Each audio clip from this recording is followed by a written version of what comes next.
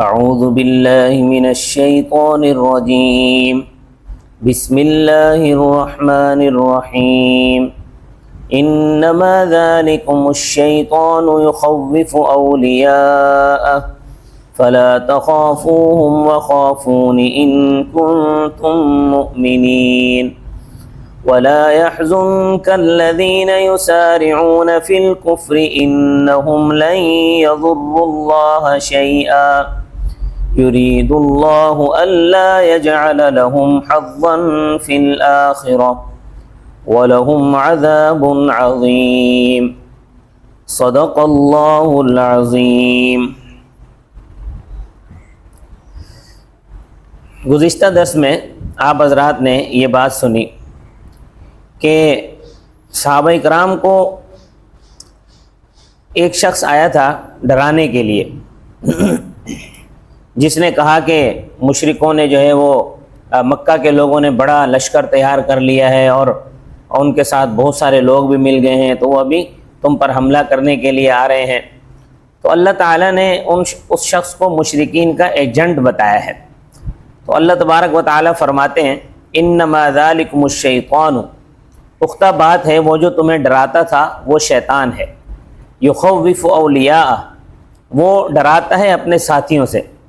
اب چونکہ وہ کافر تھا اور طبی طور پر ہر آدمی اپنے نظریے کا حامی ہوتا ہے، تو اللہ تبارک و تعالیٰ صحابہ کرام کو فرما رہے ہیں فلا تخافوہم، بس تم ان سے خوف نہ کرو اے مومنو، یعنی تم ان سے نہ ڈرنا، وخافونی، اور مجھ سے خوف کرو، یعنی میری مخالفت سے ڈرنا، کافر تمہارا کچھ نہیں بگاڑ سکتے، ان کنتم مؤمنین، اگر تم مومن ہو، یعنی اگر تم سچے مومن ہو تو اللہ تعالیٰ کی نصرت اور مدد پر بھروسہ رکھو اور مجھ سے ڈرو کہ کہیں میرے حکم کی خلاف ورزی نہ ہو جائے۔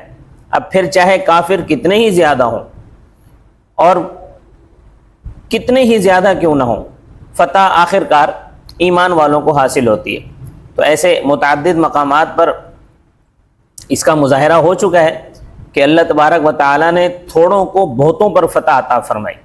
دوسرے پارے میں آپ حضرات سن چکے ہیں، دوسرے پارے کے درس میں، کہ اللہ تبارک و تعالیٰ نے فرمایا کم من فئۃ قلیلۃ غلبت فئۃ کثیرۃ باذن اللہ، کتنی ہی تھوڑی جماعتیں غالب آ جاتی ہیں بہت ساری جماعتوں پر اللہ تعالیٰ کے حکم کے ساتھ۔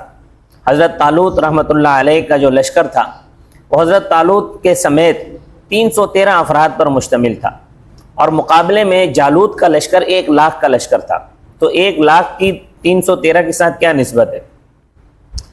لیکن اللہ کے فضل سے مومنوں نے کافروں کو شکست دی۔ اسی طرح غزوہ موتا کے مقام پر 3,000 صحابہ کرام کا مقابلہ 1,00,000 کے لشکر کے ساتھ تھا، ان کو اللہ تعالیٰ نے اپنے فضل و کرم سے مسلمانوں کو فتح عطا فرمائی، 3,000 کو 1,00,000 کے مقابلے میں۔ اسی طرح یرموک کے مقام پر صحابہ کرام مسلمانوں کا لشکر 35,000 کا تھا، بعض روایات میں آتا ہے کہ 46,000 کا ذکر بھی ملتا ہے۔ مقابلے میں جو کافروں کا لشکر تھا وہ 7,00,000 کا لشکر تھا، 7,00,000 فوج۔ مسلمانوں نے 35,000 یا 46,000 مسلمانوں نے 7,00,000 کے کفار کے لشکر کو شکست دی۔ تو سب سے بڑی قوت ایمان اور عمل صالح ہے۔ ایمان اور عمل صالح کے ہوتے ہوئے ہتھیار چاہے کتنے ہی زیادہ ہوں، افراد چاہے کتنے ہی زیادہ ہوں، لیکن ایمان اور اعمال صالحہ والے تھوڑے سے بھی ہوں تو اللہ پاک اپنے فضل سے انہیں فتح عطا فرماتے ہیں۔ تو اس لیے بھروسہ ہتھیاروں پر نہیں ہونا چاہیے۔ اگر صرف ہتھیاروں پر بھروسہ ہو تو پھر کچھ بھی حاصل نہیں ہوگا، یا صرف تعداد پر بھروسہ ہو تو پھر بھی کچھ بھی حاصل نہیں ہوگا۔ سب سے بڑی قوت ایمان کی قوت ہے۔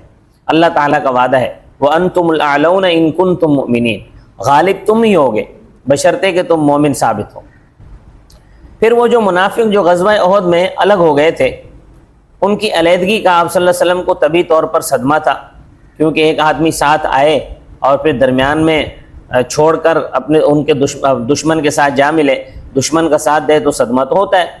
تو یہ منافق بھی ایسے ہی تھے، تو اللہ تعالیٰ فرماتے ہیں وَلَا يَحْزُنْكَ، اور تجھے غم میں نہ ڈالیں الَّذِينَ يُسَارِعُونَ، وہ لوگ جو دوڑ کے جاتے ہیں فی الکفر، کفر میں۔